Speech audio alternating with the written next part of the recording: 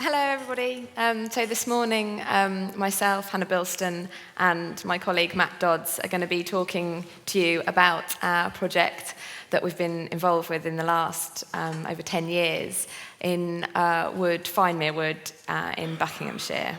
So we're going to be doing a bit of a double act. I'm going to be outlining the initial stages of the project, talking about some master's research that was done, and then Matt's going to be talking later on about some of our later findings and what we're doing currently in the wood.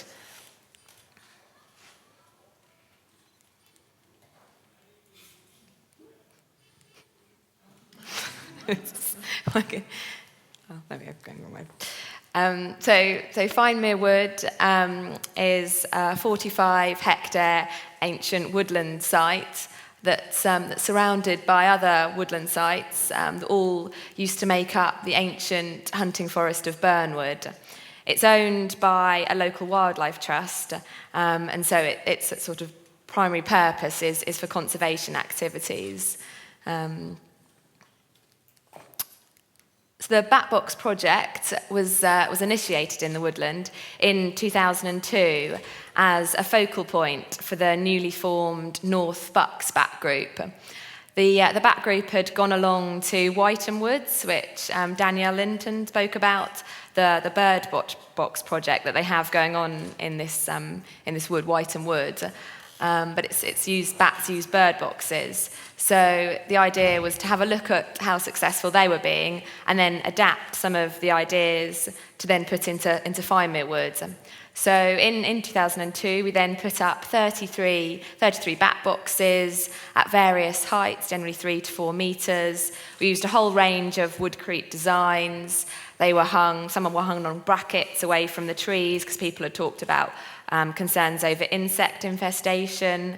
They were put up in deciduous areas of the woodland. There's a small carnivorous component, but it's mostly deciduous, with generally good flight paths. And one of our key selection criteria was putting the box so it was under a canopy, so it basically received hardly any direct sunlight.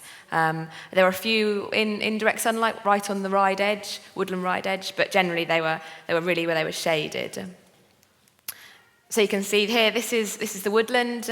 I have to say, Finemere wood is my favourite woodland. It's a really, really beautiful woodland, particularly in spring when you've got the bluebells. So if you get a chance to come to the UK, get in contact and come to the wood because it's fantastic. So the blue circle shows the green dots as the 33 bat boxes that were initially put up. You can see they largely correspond with a bit of a ride network, but they're a few metres in, just they get that shaded environment that we were looking at. And then the ones in red, we affectionately term this area of the wood Natterer's Alley, but I'll come and talk about that a little bit later on.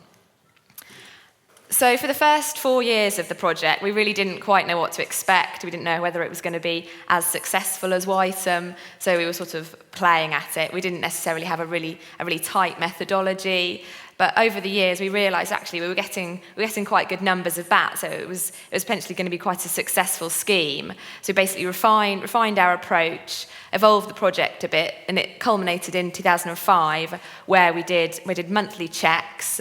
Where Matt, for his master's dissertation, incorporated weighing, aging, sexing, and measuring the bats. So for our results then, on one of our survey episodes, we got top count of 74 bats, which was fantastic. We found we were getting maternity roosts of natterers, Myotis natterai and Proclotus aureatus, the brown long-eared bats. We found that we were getting seasonal fluctuations. There seemed to be a preference for different bat species for sort of the shaded versus the open boxes. So we basically wanted to refine our approach even more because the idea of the project is to create a population monitoring mechanism by using bat boxes. So we wanted to maximise the bat box occupation rates. So then obviously we're maximising our encounters with the bats. So for Matt's dissertation, he found that the bat boxes that were put up in closed canopy, so the coppice was really on a long cycle, so the box was shaded. it was found that those boxes were primarily used by maternity groups of brown longears and natterers. He then tested this in 4 other woodlands that had established box schemes and found exactly the same thing. The woodland specialist bats were using the boxes that were put up in the shade, and then the generalist pipistrelle species were found to be using the boxes that were on the ride, so in open glades where it was a bit sunny and the box obviously got heated up. So as a result of this, and with the idea to maximise occupations, we then put up the 13 boxes in Natterer's Alley, and as I'm sure you can tell by the name, it's been quite successful since we put up those 13. The bats really like that row. So one of the things that we were able to do with the study, it'd been going a number of years, so we were able to see the effects of ongoing management, which was great. So this is an example where we put up box 30. When it was originally put up, the coppice was high. It was generally shaded for the majority of the day, even though it was on a woodland ride. And then the bottom picture shows where the Wildlife Trust had come and they'd coppiced all around the box. Before the coppicing, the bats had used the box really regularly. After the coppicing, we haven't had a single occupation. Probably when the coppice grows up, the box is probably going to start to be successful again. But it's unfortunate that that's happened.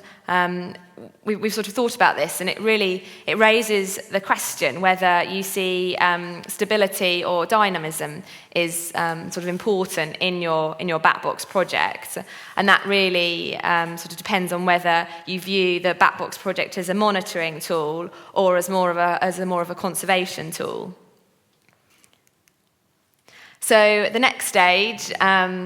The project had really evolved, and we wanted to take it further. And so the next step we decided to take was to have all the bats with rings, so we could identify the individual bats using the boxes, which was a really great step. It's provided us with amazing amounts of information on the bats. It's been really positive impact on the project.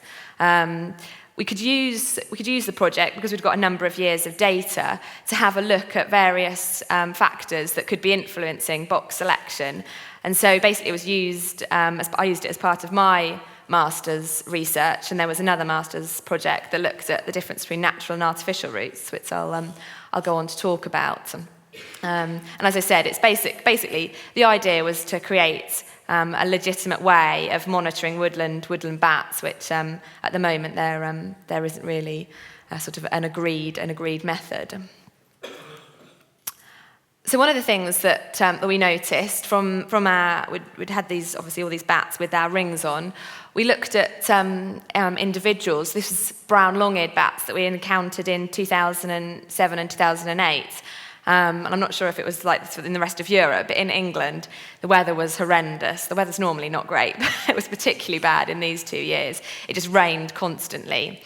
We found that the bats had lost their hair on their neck and their chest. And we'd only seen this when bats had initially come into care before. So it was presumed to be a stress reaction, possibly because the mothers weren't being able to feed themselves, let alone then feed their babies. So this corresponded with low reproductive rate and actually low infant survival. So it was really bad years for the bats. Interestingly, there was a moth trap that was going on in Whighton Woods, and the 2 years, 2007 and 2008, the moth numbers really plummeted, which is obviously what the brown long-eared eat. So we weren't sure whether it was definitely a stress reaction, but what was good, because all those the bats on the last slide I'd shown had lost their fur, we were able then to find them in subsequent years in 2009, 2010, and all the bats that we'd found that had lost their fur, we'd found them in great condition, and some of them bred in 2009 or 2010, which is good. So they had actually recovered, and we were able to look at that because of the ringing that we were doing. Another thing that we found was bird boxes. was helping the project.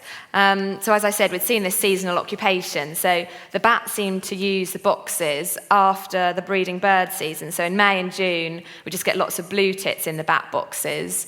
And so then the bats used them after that period. And we were wondering whether it was a behavioural pattern of the bats or whether there was actually direct competition going on. So in 2007, we then put up, you can see on this tree on the bottom picture, we put up a companion wooden bird box next to the bat boxes. And the results were really dramatic, really, really good. We were really impressed. This is a year after we put up the bat boxes. So this graph shows the brown long-eared and the natterers' number of occupations that we'd get normally in May and June before the bat boxes were put up. So you can see it's really low. So it's a shame because we couldn't access the bats in the pre-maternity season. But then here you can see once the bird box had been put up, luckily the birds used the bird boxes most of the time, and the bats could then access the bat boxes. So we would now really advocate the use of bird boxes when putting up bat boxes.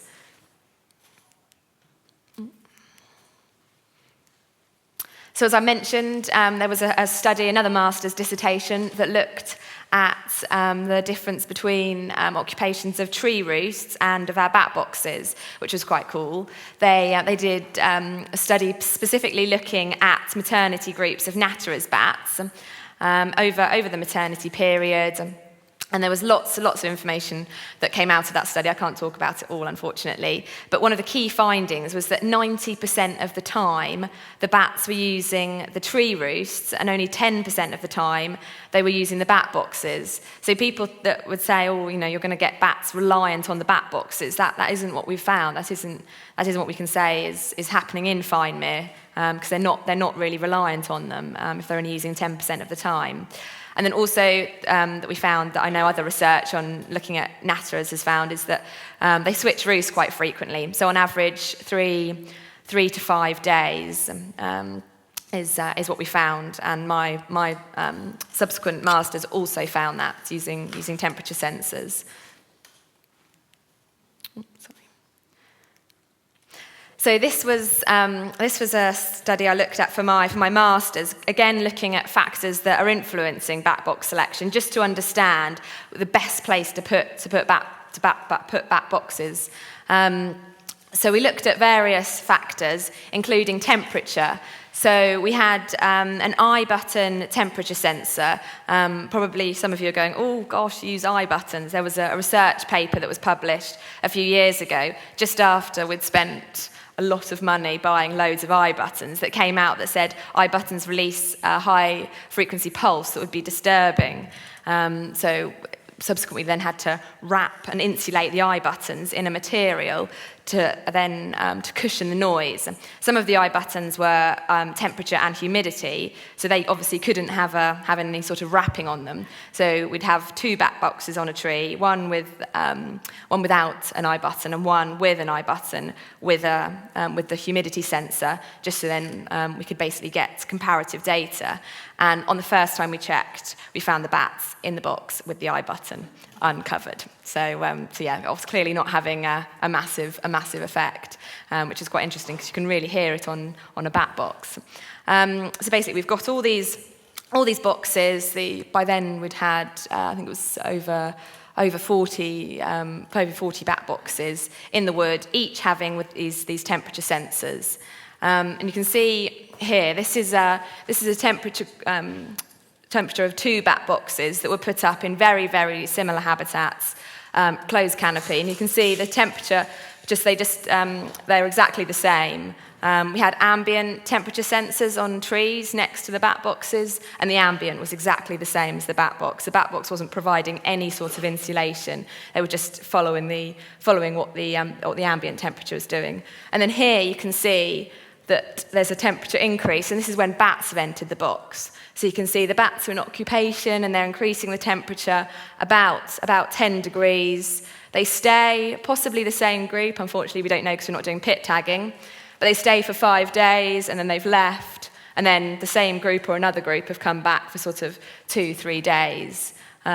There's a lot more to bring out with this temperature data, but it's just a case of time, really. But one of the things in terms of my study is that I was making the point that the bat boxes that were located in the shaded environments, so they weren't exposed to sunlight, the boxes that the bats were selecting. Obviously, it was a habitat choice, but it's interesting that the temperature of those boxes was a lot more stable. In October, one of the boxes that was put up on the edge of a woodland ride, I think it was a Schregler 2F box, that was exposed to direct sunlight, and in October it got up to over 30 degrees.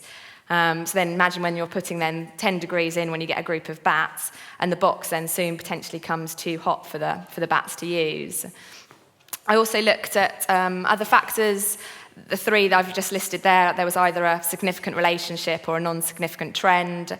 So a number of years to previous coppice events. So as I've said, longer coppice cycle is better because of the shading impact. And the proximity to the nearest bat box and the proximity to the nearest tree roost, we found a significant relationship with both of those, that the boxes that had the highest occupations in the whole wood were located within 25 metres of either a tree roost or another bat box.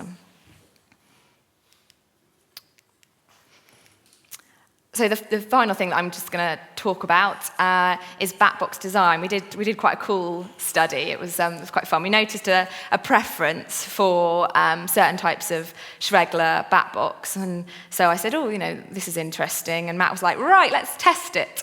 So we did. So we had 5 different types of Schregler bat box, 4 being Schregler, 1 being a wooden apex box that were basically put up along Nattra's alley. So we had 5 different boxes, 5 sets on 13 different trees. And so these are the types. I'm sure you're all familiar with them. So this was a wooden apex box. This is the 2FN, the 1FF, the 2F, and the 1FS, or the dustbin bat box, as we like to call it. So this is just a table. This is of the study run for 2 years, and this is a table of occupations in that time. So we've split it between Nattra's at the top and brown longed at the bottom. And you can see that there seems to be an apparent preference for the Nattra's for the, unfortunately the table's gone a bit funny. It was actually the 1FF is sort of, I have to read it on a diagonal, unfortunately, but there was a preference for the 2F and the 2FN, so the 2 sort of Schregler boxes by the Nattra's bats, and then the 1FS, the dustbin bat box, so that whole sort of bigger is better. The brown longed certainly were agreeing with that, and we found that there was 38 occupations of this bigger bat box. The bottom line on each of the tables is the mean cluster size. So not surprisingly, on both the Nattra's and the brown longeds, the cluster size was biggest in the 1FS. You just can fit more bats in the bigger box. Right, I'll now pass over to Matt.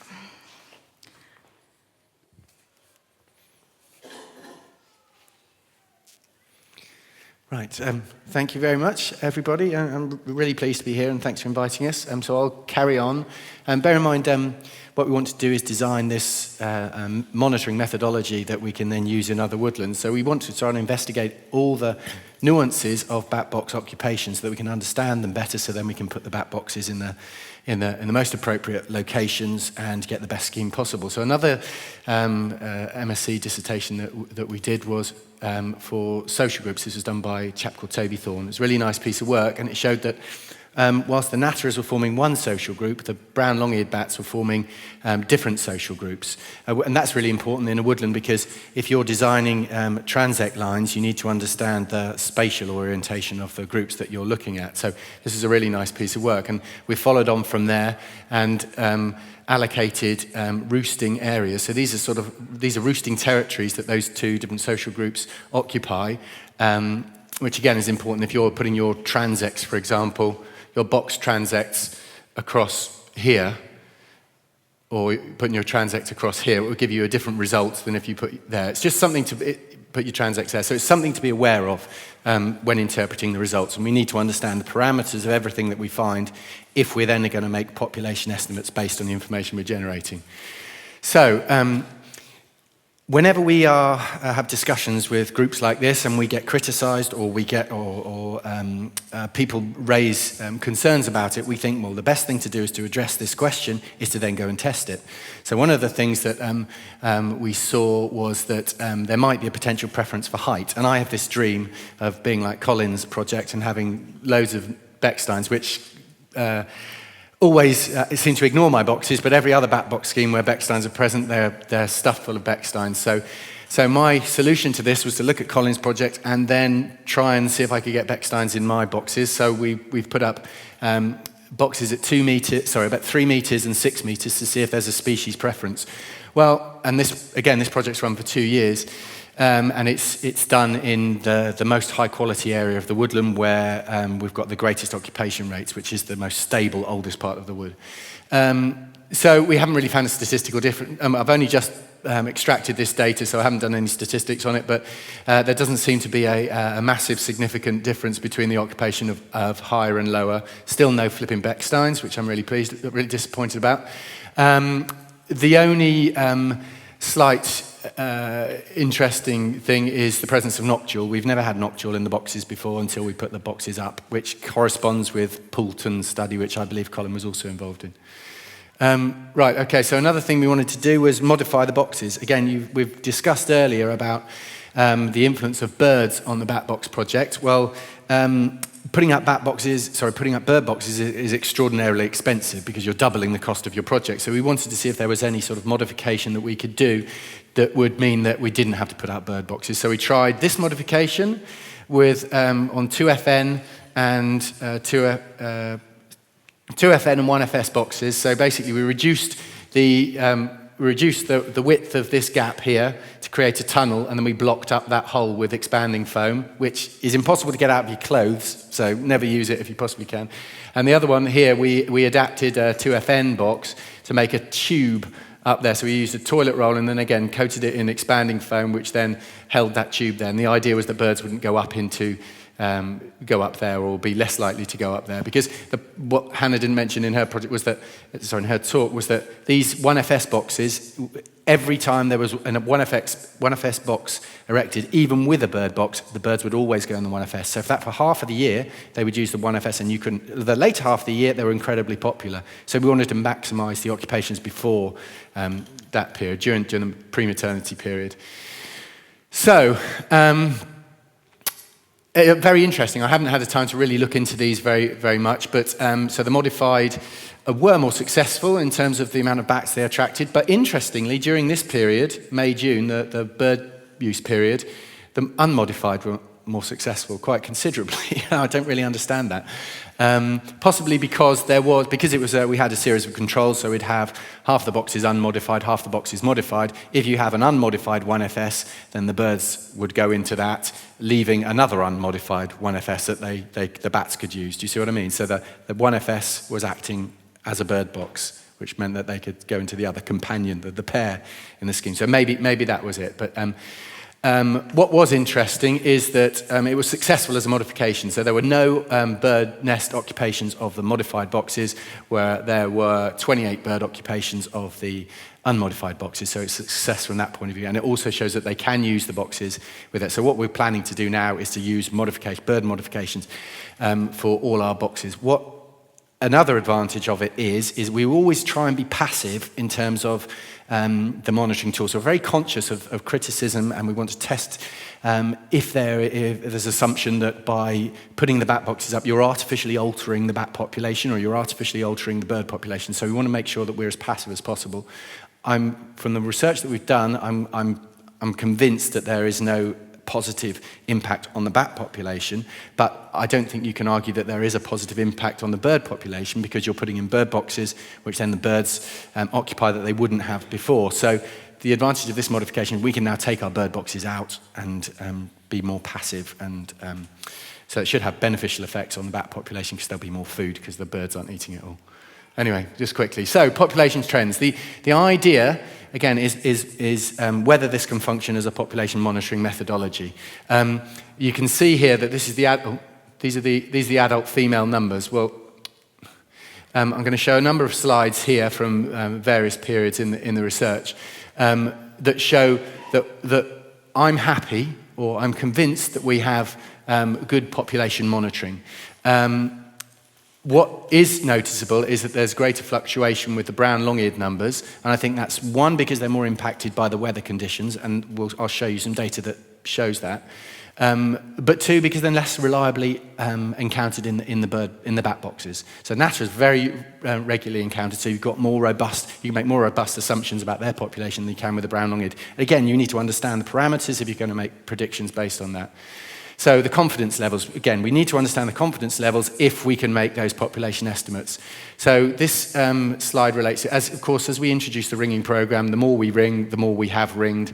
And so the number of unringed adults falls and drops off, and so you've got greater confidence in the predictions that you're making. You see, that's natterers, and I'm pretty sure we've got all the bats in the wood, and we get all the juveniles every year, but not so much with the brown long-eared. Because they're 90% of the time they're spending in trees, there is always an element of chance in your encounter rate, and you need to take that into consideration.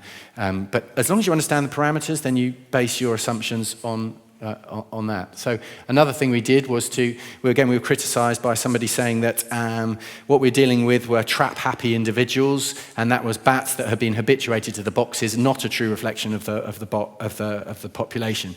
So we thought, fair criticism, we'll test it. Rather than go on that assumption, we'll test it. So we started recording all the unringed adults that we found in the boxes, and we also set up a mist netting program with help from the National Heritage Lottery Fund, which has been very helpful, and they provided money for some of the equipment. And so now we test pre-maternity. We do 3 sessions pre-maternity to see, and we do it just at emergence time, so it's like an hour and a half to 2 hours after sunset, so we're just looking at bats that are emerging from their roosts, so hopefully the residents, and to see how many bats we're encountering that are unringed. And the results are, so particularly brown long-eared, we're much more successful in capturing them than the natterers, as you probably are too. So in all that time, so in the last 4 years, we've only encountered 5 unringed adults, which to me suggests that we've pretty much got the whole population. Interestingly enough, those 5 were found in 2011, and you noticed on the previous graph, something happened in 2011, which meant that we missed a box. I think we just missed a cohort of youngsters for whatever reason, because it's always random, so you're never going to get the whole population, particularly brown long-eared. So that's just very interesting there. And again, if you have checks and balances that allow you to understand the confidence levels, as long as you take that into account, then you still have a valid monitoring regime. So juvenile populations, this is great. I love this graph because it shows the fluctuation in terms of reproductive success of the bats in the wood. And I'm pretty sure that we get all the bats in the wood in terms of the juvenile populations. But the way we are aware that you might not get them all in terms of the adult population, so we always count back. So you'll notice that the data is always going to be 2 years old, because we need to have a lag, because if you miss adults in any 1 year, you need to make sure that they might turn up in subsequent years, and then you need to add their numbers back in. Do you understand? Does that make sense? So, okay. But with the juveniles, you can have much more up-to-date data, because you can be sure that you've got most of them. But that's a really interesting graph, and it shows the fluctuation in the reproductive success. Now, this corresponds with the moth numbers we found. There's a moth trap running close by. So that graph is exactly the same shape as our juvenile survival rate. And this is the rainfall. So it's negatively correlated with the rainfall. So the more rainfall you get in the May and June months, the less reproductive success you get, which is really good, because it shows that what we're finding is consistent with what you would expect. So this makes us think that this is a proper population monitoring mechanism. Similarly, the average weight of the juveniles, that again is the exact opposite. So you get the more rain you get, the less moths you get. I know it's a simple measure, the moths, but it's a measure of insect abundance, let's say. So the more rain you get, the lower the weights of the individuals. So again, it all ties in and gives veracity to the predictions that you're making. So what have we tested? The whole aim is to try and get to understand the use of bats and bat boxes in woodland as well as we can in order to create a population monitoring mechanism which then can be used in other woodlands around. So we've tested the aspect, location, whether they're on and off the tree, the scent, frequency of use, relationship with tree roosts, etc. And you go down there, and that's what we've tested.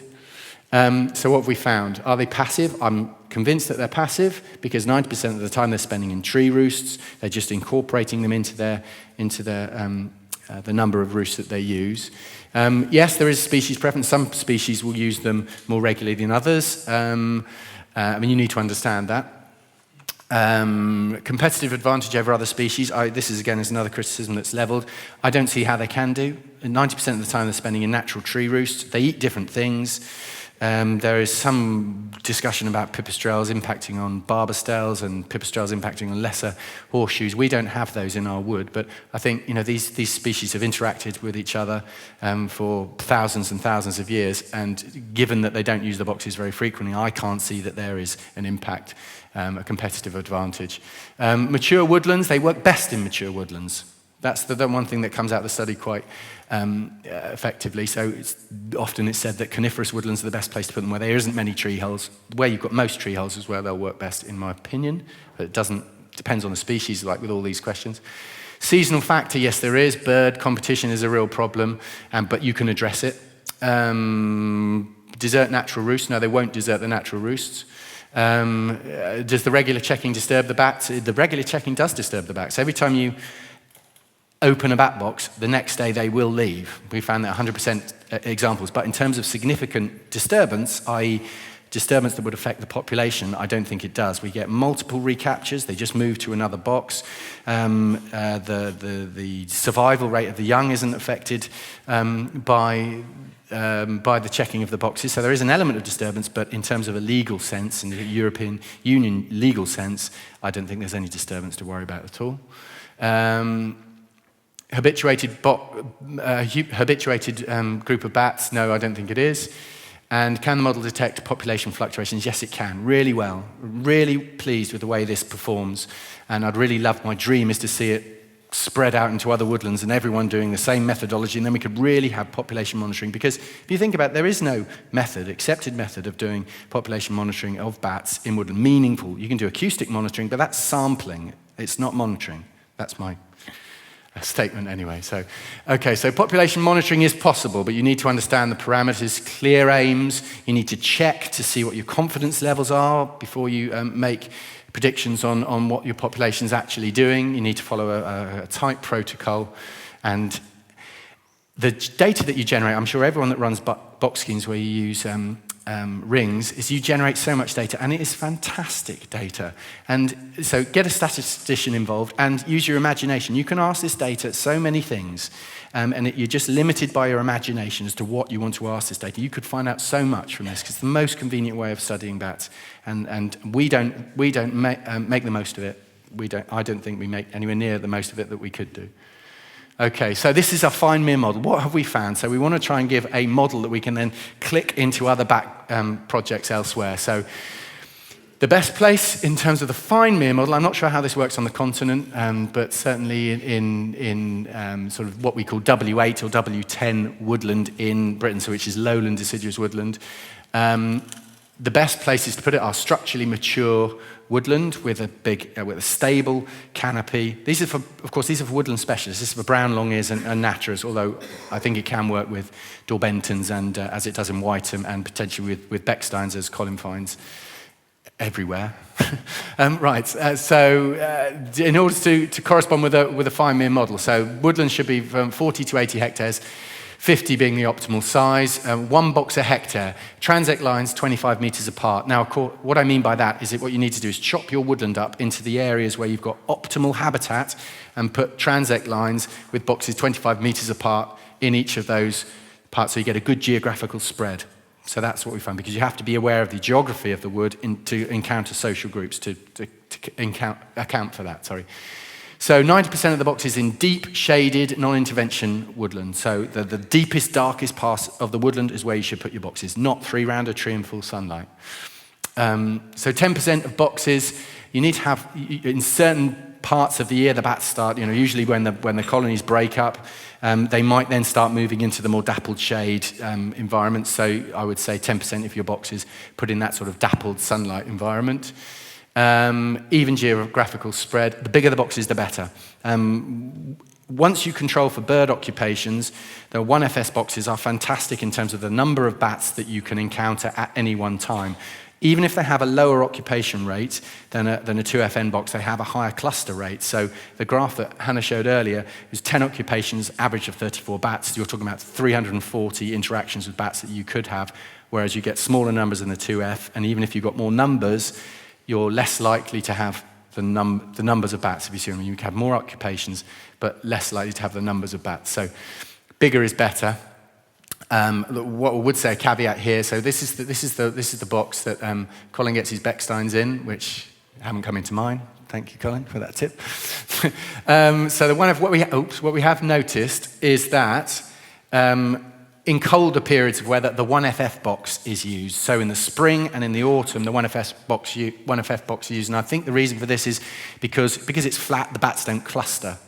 You've noted that they, and the previous speaker was talking about, they create their own little microclimate. Well, in cold weather, they've no need to do that. So they just want to preserve their energy levels. So they will select the flat boxes because they're not clustered, so they're not absorbing heat from the neighbouring bats. So that's why I think they're useful, because it gives you an insight early in the year and late into the year as to what your bats are doing. Adapt to prevent bird use. 3 to 5 meters from the ground. I don't think that the height is significant, although occasionally you might want to put one up if you want to attract noctules. But that, again, certainly not in my experience. They don't use it in a maternity sense to the same level that the brown and longers and the natterers do. So what's the benefit of doing that, unless you're doing a mating study to see if the same bats are coming back to the same box? Aspect is irrelevant for shaded boxes. If it's in deep shade, it doesn't make a difference what aspect is. We've shown on various studies that aspect makes no difference in the shade, which you would expect. And companion schemes. What we want to do is try and set up lots of companion schemes, so then you can compare the data, all the trends, all the population trends. And of course, 5 bat box projects are showing that the population is following the same curve. Then again, it adds to the certainty that the population assumptions that you're making are backed up by other parts of the country. So, right. So thanks to loads of volunteers, we use it as a study woodland, and we've had literally hundreds of people through that wood doing various bits and bobs, and lots of people have been doing research in terms of MSc, and we're keen to keep that relationship going. It's a great way of using students. It's a great way of answering the questions that you've asked. So finally, any questions? That's the damn bat that. That's the one that doesn't use my box. I've got this goal, this dream of getting Becksteins. As soon as I get Becksteins in my boxes, then of course I can monitor them better. At the moment, who knows what their population's doing. So thank you very much.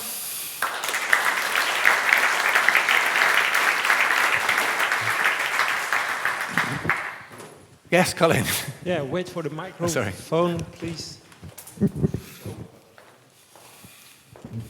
Thank you, Matt. Very interested.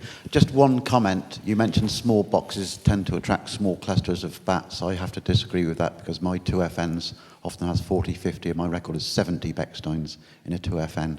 I know we've had large numbers in the boxes. I don't disagree with you that, but I think over the 2-year period, we found that generally you would get larger clusters in the bigger boxes than you would in the smaller clusters. But you do get, yeah, you're right. Yeah. You do get big clusters in the smaller boxes too. Thanks, Matt.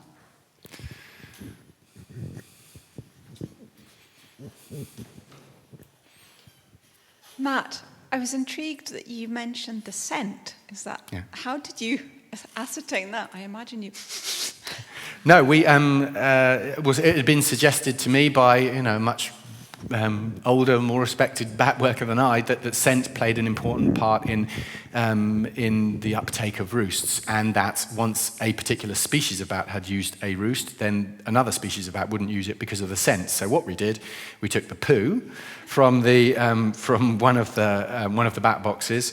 We made it into a nice little spray of soup, and we had bat boxes with a bracket on the tree, bat boxes with a bracket, without a bracket on the tree, in pairs all through the woodland. We sprayed one half with bat poo, and we didn't spray the other half at all. And again, it ran for 2 years and had absolutely no effect. And subsequently, we found you get regular interactions of several species in the same roost. So, but you don't know. Someone makes an assumption. This bat world's full of this. Oh no, that won't happen because of this. And people say things without actually having tested it. So the most important thing is take that comment seriously, go and test it, and then you can say rather smugly, well, that's not what I found. But that's how science works. It should do.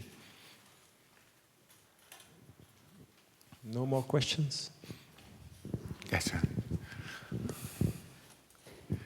Not so much as a question, but more, it could be a reason that more shaded bed boxes have better temperature.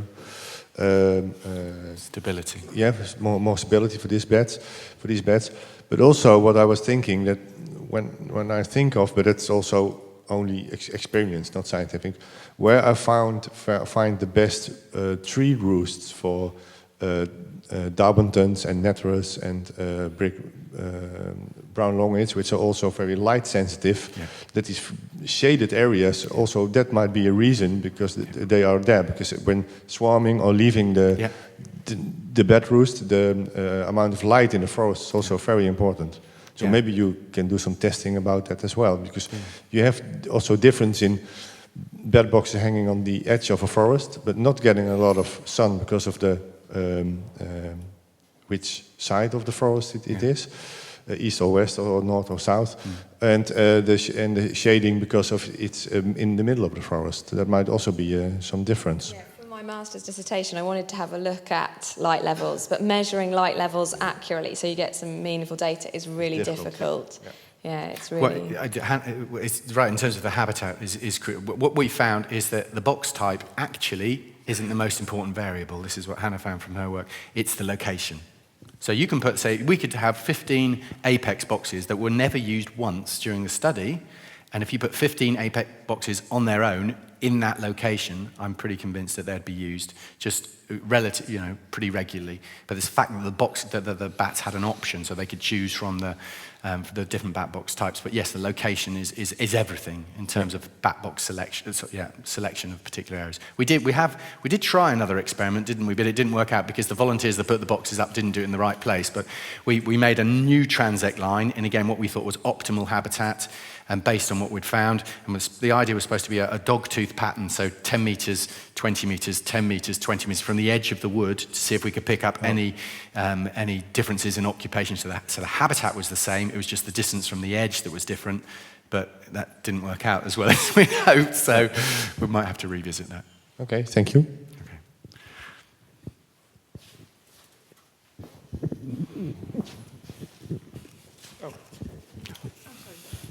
Sorry. I was just interested in your last remark about companion schemes. That is for a more national monitoring program, I suggest. Yeah. And you only suggest this for your country, or would you also think it would be wise to do it more? Well, I'd love to do it, but I think to step outside your area of knowledge, I realise that the habitats are roughly the same, but you have more species. I don't want to say my assumptions here would be the same, or my calculations here would be the same as they would be in other parts of the world. I don't see any reason why it couldn't be tried and then to test and see what the results are. But I would have more confidence in doing this in lowland Britain, for example, than I would do on the continent. Not because I'm, anti-continental, but just because I would be, you know what I mean, stepping outside areas of comfort. We would have different species in our forest, and the methodology should probably be changed for them. Yeah. But I would, bats are bats. So I would have thought that that a lot of what we find here would be exactly the same as what you'd find there. And I can't see that putting it in deep boxes in deep shade in the best habitat available, I'm sure that would follow. Okay, thank you. Okay.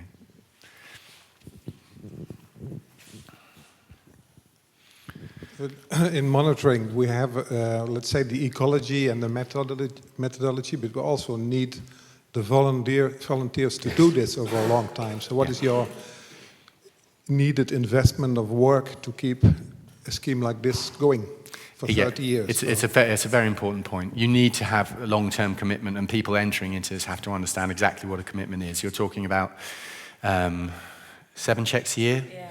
7 checks a year which take all day, plus the erection of the boxes, plus then the expertise in order to do the ringing and continue to do the ringing, and then the mist netting, which is another 6 days of the year. So you're talking a block of 11 to 12 days. And then you've got the entering of the data, which is probably another 5 days, because that takes an awful lot of time as it builds up. So yeah, it's a serious commitment. So you need to be a... Yeah. What's been quite good is to have different people doing studies. So like for me, when I did my master's dissertation, that was good, because then I could go out with Matt, and it was fine because I was a student then, and then have a look at the data, and then do statistical analysis on the data, which is really important. So I think we're quite lucky because there's quite a lot of universities around that we can then pluck students from that want to come out and do conservation. So. But the day-to-day commitment is difficult, and people need to take that. We've snapped it into like 3 other woodlands from other back groups who've showed interest, and so they're doing it in there, and they seem to be managing. But they have to have capacity, have to be very dedicated to do this. But I think it's the best way of monitoring woodland bat species. Okay, thank you, Matt and Hannah.